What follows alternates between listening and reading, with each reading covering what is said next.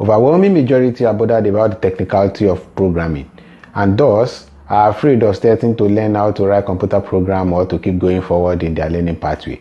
Well, there is a silent issue about writing computer program, and that is the issue of language barrier.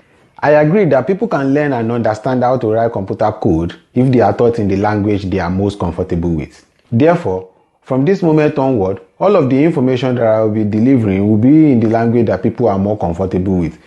Pidgin English na the language of the street, and na wetin I go dey use to dey teach people how to write computer code wey be say plenty people could begin dey code their way to the top. So before I tell you how e go be, better to introduce myself, as dem say introduction na the way to sabi people. My name na Bioku Samuel, but I dey gbadun people wey dey call me by my papa name Bioku. So if na the first time wey you dey see me be this, my name na Bioku. And I dey use this opportunity to introduce and welcome you to my YouTube channel. For this YouTube channel, I go dey teach how to write computer program for different programming languages and the tools wey dem dey use for each of them. Wetin I mean be say, na everything wey you need, na I go give you, and e no go take before you become papa agbalagba for inside computer programming. Na like this e go be. For the start, I go begin with teaching you web development from HTML, CSS, Bootstrap until we reach JavaScript.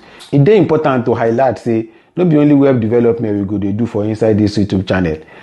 I go even dey teach you how to use this programming language wey you don learn to build mobile application.